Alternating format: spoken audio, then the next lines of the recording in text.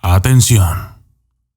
Escuchar el audio de este video podría ocasionarte algunos problemas en la psique.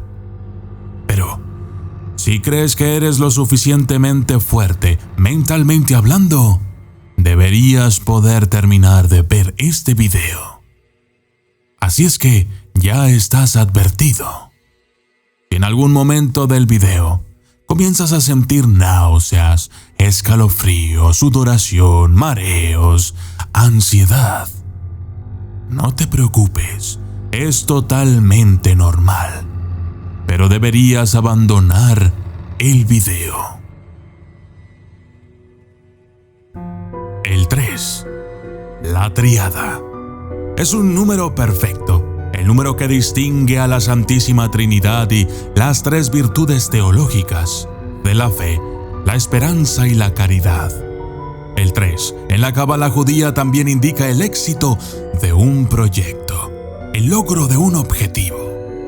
En el campo musical, el acorde tríada, en la antigüedad, se consideraba la manifestación de la Trinidad divina y era, por supuesto, capaz de producir efectos positivos en el alma humana. Porque los tiempos ternarios rítmicos se consideraban perfectos, a diferencia de los binarios, que por su naturaleza eran imperfectos. Pero también, bajo ciertas circunstancias en el campo musical, el número 3 ha asumido también un valor diabólico. Yo soy el documentalista y esto es la tríada perversa.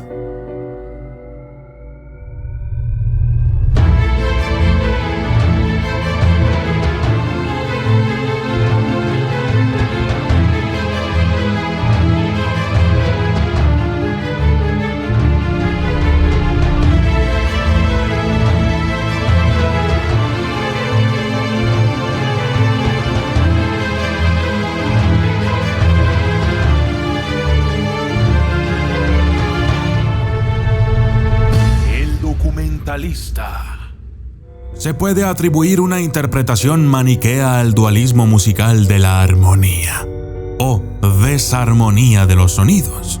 En el tritono, entre una nota y otra hay una distancia de 3 tonos, que corresponde también a la mitad exacta de una octava.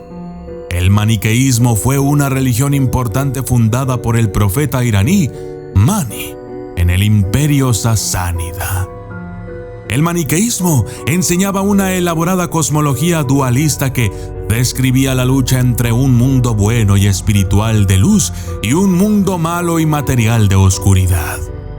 Por esta razón, al repetir cíclicamente los tritones, el oído humano ya no es capaz de comprender si el intervalo es ascendente o descendente, generando así una especie de paradoja auditiva, incomodidad, perversión de la armonía de los sonidos.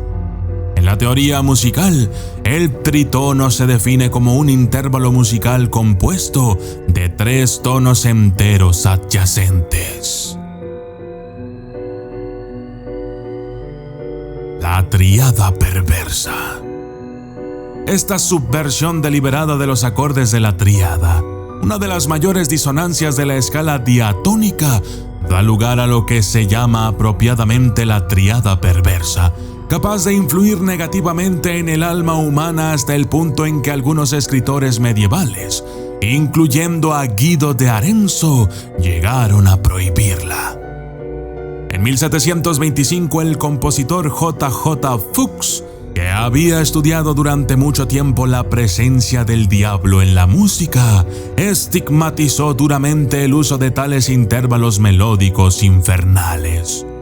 Aunque muchos compositores abusaron de ellos para crear en el oyente sentimientos ominosos de angustia, disgusto y muerte pendiente.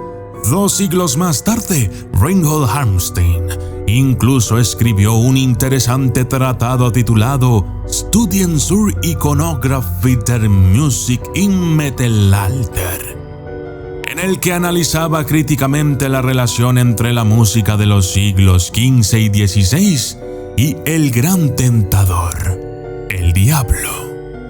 El Dr. Roger Newland Shepard, un científico cognitivo, había ideado un cañón musical eternamente ascendente, conocido como la escala de Shepard. En la práctica, una cierta escala se toca simultáneamente en varias octavas diferentes, mientras que la intensidad de las escalas también varía.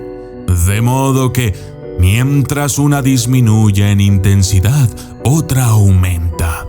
El efecto es el de una escala que sube indefinidamente en altura, con curiosos efectos en la psique de los oyentes.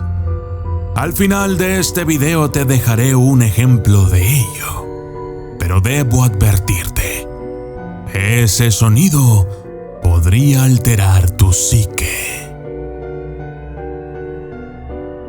Otro ejemplo de cómo la música puede crear artísticamente distonía o alteraciones y molestias musculares o nerviosas si se producen acordes musicales diabólicos es escuchar la conclusión del famoso bolero de Maurice Ravel, especialmente la parte en que el autor ha insertado deliberadamente una serie de acordes disonantes, incluyendo un intervalo musical que consiste en una cuarta aumentada, do, fa sostenido, acordes que están lejos de las leyes convencionales de la armonía. Efectos neuropsicológicos y sentimientos adversos. Se han realizado estudios exhaustivos sobre los efectos perjudiciales de ciertos sonidos en la psique. En los años 80, Rodney Needham, antropólogo social, se ocupó de los efectos neurofisiológicos de los sonidos emitidos por un tambor, en algunos casos en el límite del rango infrasónico, es decir, por debajo de 16 Hz, señalando que las ondas sonoras generadas por este instrumento causaban efectos innegables tanto orgánicos como psíquicos en los oyentes, independientemente de su origen cultural. En particular, constató que las vibraciones acústicas de baja frecuencia actúan sobre el oído interno, órgano que también afectaba a la posición del cuerpo, el tono muscular, el ritmo respiratorio, la frecuencia cardíaca, la presión sanguínea, algunos reflejos oculares y especialmente sobre las sensaciones de náuseas imparables. Su estudio replicó las conclusiones alcanzadas unos 20 años antes por el neurofisiólogo Andrei Neher en su trabajo Una explicación fisiológica del comportamiento inusual en las ceremonias con tambores. Sobre todo, las vibraciones acústicas de muy baja frecuencia pueden producir tales efectos, a menudo explotados por los músicos dedicados a la roca satánica, porque ciertos estímulos sonoros, precisamente por su frecuencia extremadamente baja, pueden desencadenar fenómenos de arrastre en las ondas alfa generadas por el cerebro, que oscilan entre 8 y 14 hercios, y alterar así el funcionamiento fisiológico del órgano más importante de esa compleja entidad biológica llamada hombre. El Consejo de la Colonia, celebrado en 1316, declaró que está prohibido entonar la melodía media pita, porque puede causar perturbaciones y sufrimiento en los oyentes. Antiguas alucinaciones auditivas en Al-Safieni. No es del todo improbable que hace más de 5 milenios algunos de los muy lejanos antepasados del hombre moderno, probablemente por casualidad, pensaran que era posible producir artificialmente determinados sonidos. Música del abismo, modulando la voz o produciendo diversos sonidos en el hipogeo del Al-Safieni en Malta. Este maravilloso hipogeo fue construido entre mediados del cuarto milenio antes de Cristo y mediados del tercer milenio antes de Cristo, quizás destinado a ser un lugar de culto y posteriormente convertido en una necrópolis. Como sucede a menudo en la arqueología, fue descubierto por casualidad en 1902 y las excavaciones se confiaron inicialmente al jesuita Manuel Macri.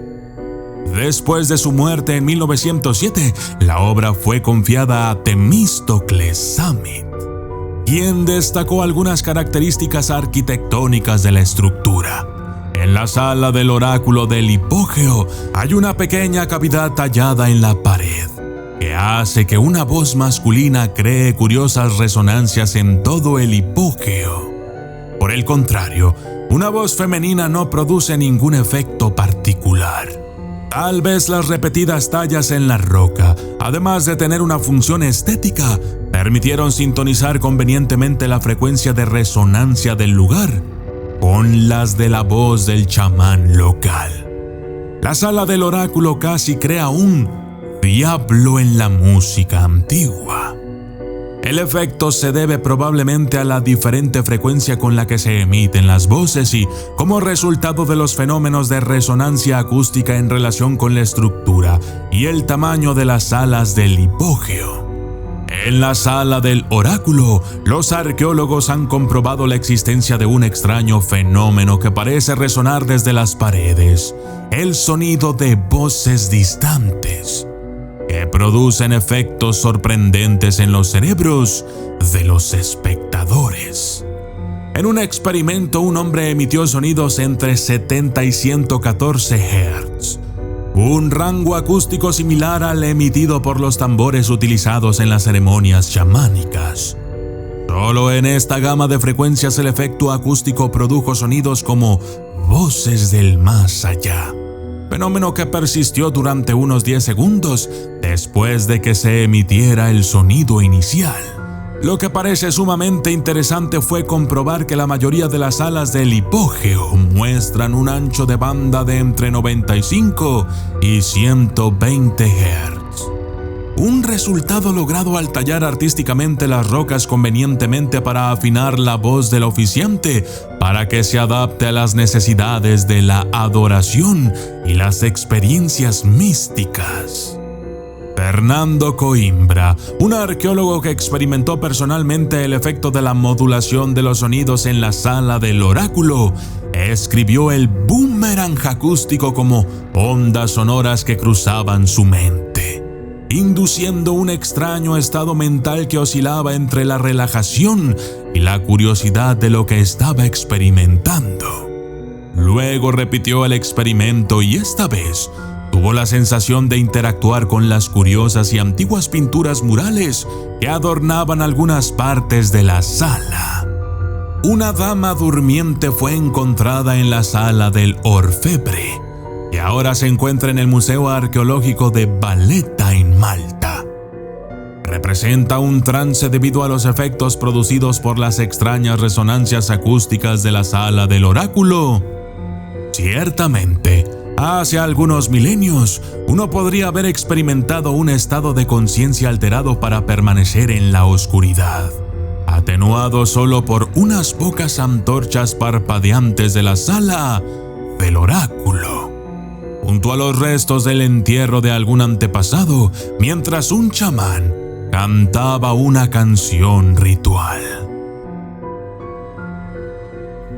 Yo soy el documentalista, y esto fue La Triada Perversa.